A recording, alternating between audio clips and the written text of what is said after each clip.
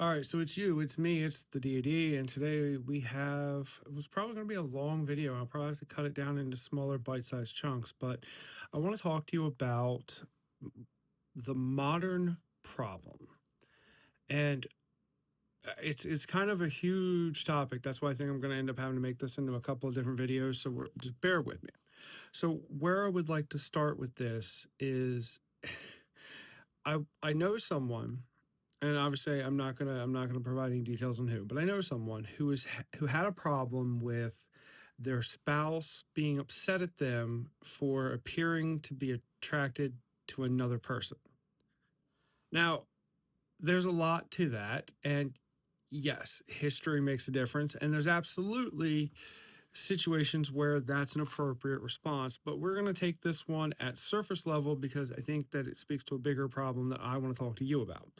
So, if you and this applies across the board both ways, but we're going to use just so I can visualize this with you a little bit is if you are with a man, I assume you want that man to find you attractive. In this case, we're going to say you're a young lady and you find this man attractive, you want this man to find you attractive. If the man finds another woman attractive, so if a man finds another woman attractive, that would probably be the same thing that led him to finding you attractive.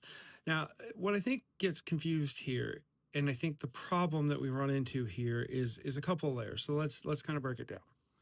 So there's a difference between being attracted to someone and finding someone attractive and acting inappropriately with that attraction. And that is usually the key.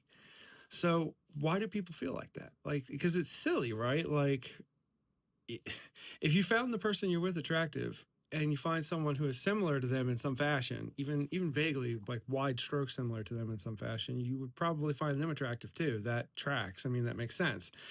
So why would that upset someone? Well, it upsets someone because usually, not always. Now, let's do a couple of disclaimers here because I know there's a lot to this. So we're gonna break down what situations specifically am I talking about. I am not talking about someone who has cheated on you. I am not talking about someone who has been unfaithful in some fashion. I am not talking about someone who has given you a reason to doubt them.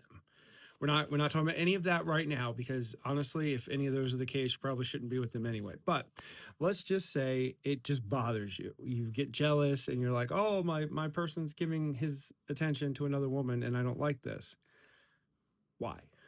Because that's the kicker. Why? Now, and I find the same problem happens with couples who get really upset because one of them watches adult movies and one of them gets upset about